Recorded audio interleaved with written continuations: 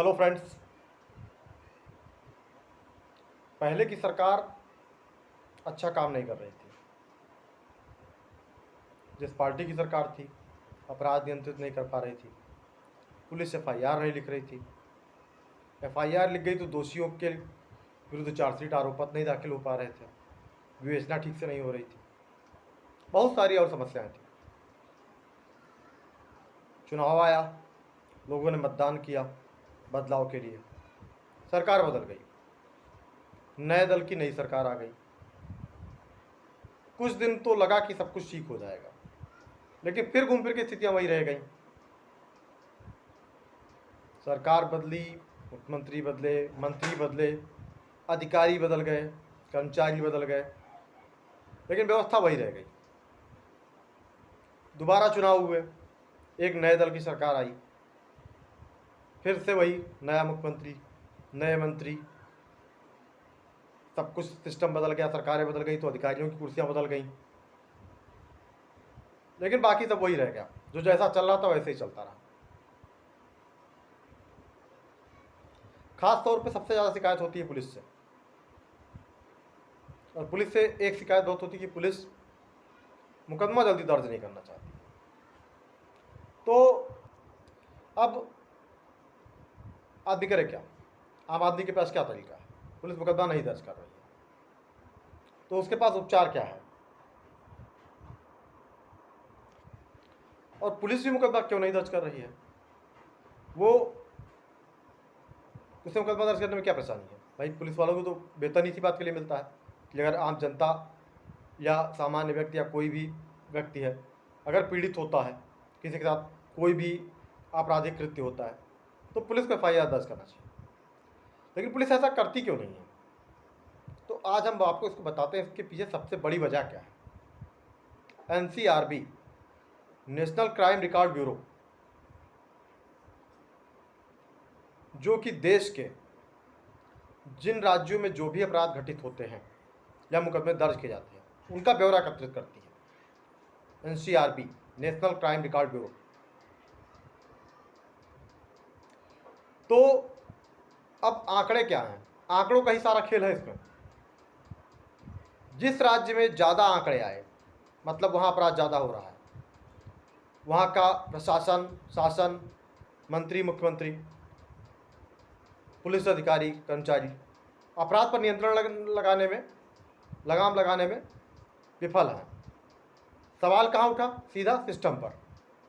आंकड़े बढ़ गए अपराध के, मुकदमे ज़्यादा दर्ज हुए, मतलब सिस्टम विफल हो गया।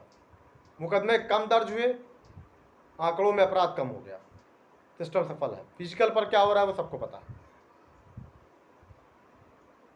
जिस राज्य में ज़्यादा मुकदमे दर्ज हुए वहाँ अपराध ज़्यादा हुए, वहाँ सिस्टम विफल हो गया। जहाँ मुकदमे कम दर्ज हुए वहाँ सिस्टम पास है। ये होता है खेल। आंकड़े छिपाए जाते हैं। 10 मुकदमे अगर मान लीजिए थाने पे दर्ज करने हैं, 10 अब लोग शिकायत लेके पहुंचे, 1-2 दर्ज किए जाएंगे। अगर उसमें भी लग रहा है कि जैसे मान लीजिए गंभीर किसी के साथ मारपीट हो गई, अब उसकी हत्या तो नहीं हुई, 302 तो नहीं हुआ, लेकिन हत्या का प्रयास हुआ, हत्या का प्रयत्न हुआ, कि अगर थोड़ी सी मतलब क्षति और होती तो हो सकता है वह व्यक्ति, उसकी मृत्यु हो जाती। तो मृत्यु तो नहीं हुई, लेकिन उसको प्रयास यही किया गया कि मृत्यु हो जाए। ऐसी स्थिति में क्या है? 307 दर्ज होना चाहिए। लेकिन पुलिस क्या करती है? मेडिकल करवाती है। मेडिकल के बाद उस मुकदमे को 307 में दर्ज नहीं करके 308 में दर्ज कर लेती है। मतलब हत्या का प्रयत्न के बजाय आपराधिक मानववध में दर्ज कर लेती है। अब दोनों में अंतर क्या हो गया? अंतर दोनों में हो गया ये कि दोनों में सज़ा में काफ़ी अंतर है। ट्रायल तो सेम होगा, ट्रायल बाई सेशन दोनों ही हैं, कॉग्निजेबल हैं,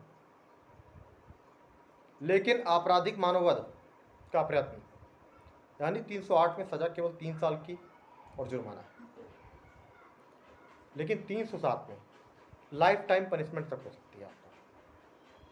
अगर किसी आजीवन कारावास के सिद्ध दोष व्यक्ति ने, जिसको मतलब एक बार आजीवन कारावास हो चुकी है, और अगर उसने ऐसा अपराध किया तो उसको मृत्युदंड तक दिया जा सकता है। ये अंतर हो जाता है। तो पुलिस ने अगर मान लीजिए 10 लोग गए, 10 लोगों के साथ अपराध मतलब कोई पीड़ा पहुंची, पीड़ित किए गए, तो उनमें से 10 में से क्या करेगी, 2 दर्ज करेगी, और उनमें भी कोशिश करेगी कि उसको गंभीर धाराओं में दर्ज न किया जाए। लूट और चोरी के छोटे मोटे मुकदमे जो चोरी के होते हैं उससे पुलिस दर्ज ही नहीं करना चाहती है। कारण वही, आंकड़े बढ़ेंगे तो रिकॉर्ड बढ़ेगा।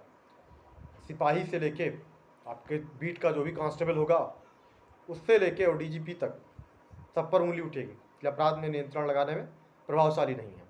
स्टेशन अफसर पे तो सबसे ज़्यादा उसी से सवाल किए जाएंगे कि आप क्या कर रहे हैं, आप प्रभावशाली तरीके से आप कार्य नहीं कर पा रहे हैं, अपराध पर अंकुश नहीं लगा पा रहे हैं, उसकी कुर्सी खतरे में पड़ जाएगी।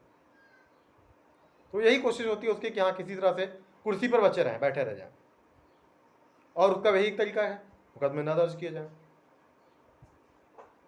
तो मुख्य वजह केवल पुलिस की यही होती है, मुकदमे न दर्ज करने के पीछे। जो बहुत गंभीर प्रकृति के हैं मामले, जिनमें दर्ज ही करना पड़ेगा, किसी की हत्या हो गई, दहेज हत्या हो गई, बलात्कार हो गया, ऐसे मुकदमे दर्ज करने पड़ेंगे।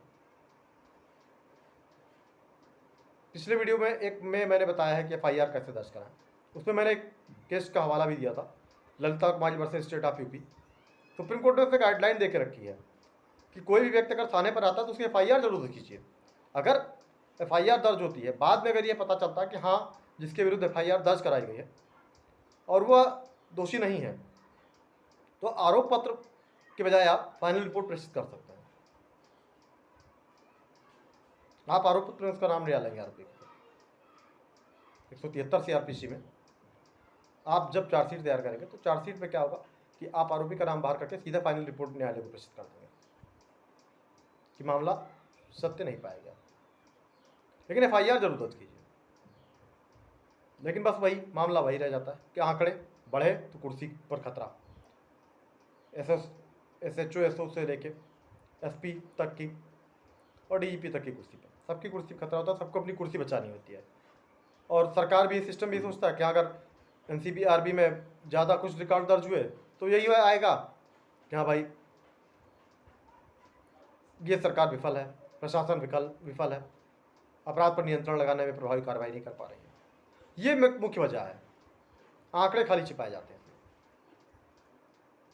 तो अगर फिर भी मान लीजिए, मैं आपको बता देता हूँ, वैसे मैंने पहले वीडियो में बताया है कि FIR अगर नहीं दर्ज होती तो क्या करें।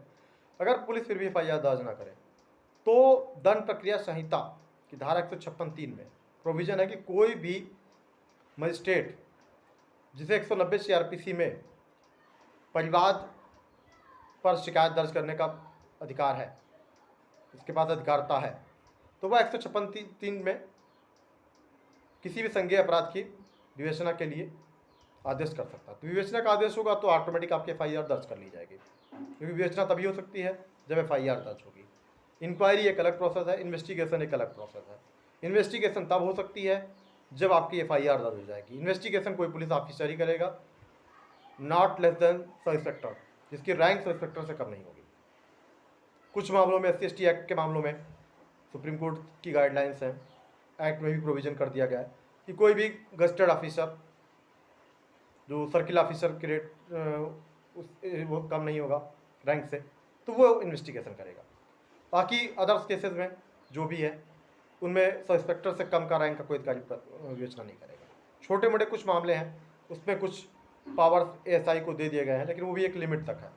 पशु चोरी के मामले हैं, पशु अत्याचार अधिनियम के मामले हैं, उनके मामले हैं, वो पद दे दिए गए हैं, लेकिन बाकी जो गंभीर प्रकृति मामले हैं वो वही रहेंगे। तो फ्रेंड्स, आप ये हमेशा ध्यान रखिए कि हाँ FIR दर्ज नहीं हो रही तो उसके पीछे सबसे बड़ी लॉजिकल फैक्टर क्या है, या अगर दर्ज भी हो गई तो इन्वेस्टिगेशन में सही सेक्शन आपके जो मतलब पहली बात तो तहरीरी आपकी जो एप्लीकेशन होगी वो बदलाया जाएगा कि हाँ ये हम दर्ज नहीं कर सकते हैं, इसमें कुछ चेंज कर लीजिए। तो ये सारे कुछ आंकड़े इसलिए किए जाते हैं कि अपराध कम से कम दर्ज हो, और अगर दर्ज भी हो तो गंभीर प्रकृति के अपराध ज़्यादा दर्ज ना हो। यहाँ तक कि तो कई बार देखा गया कि 376 ऐसे अपराधों को भी पुलिस दर्ज करने से मना कर देती है। 376 को कहती है क्रिमिनल सेक्सुअल असॉल्ट में आप दर्ज करा दीजिए, मतलब किसी महिला के ऊपर अपराध हमला। ये चीज़ें होती हैं। तो फ्रेंड्स, आई थिंक आपको वीडियो पसंद आया होगा, तो वीडियो को लाइक करें। अगर आपको कुछ और जानना हो तो कमेंट करें और चैनल को सब्सक्राइब करें ताकि आगे भी आपको ऐसे वीडियोस देखने को मिलता रहे। Thank you.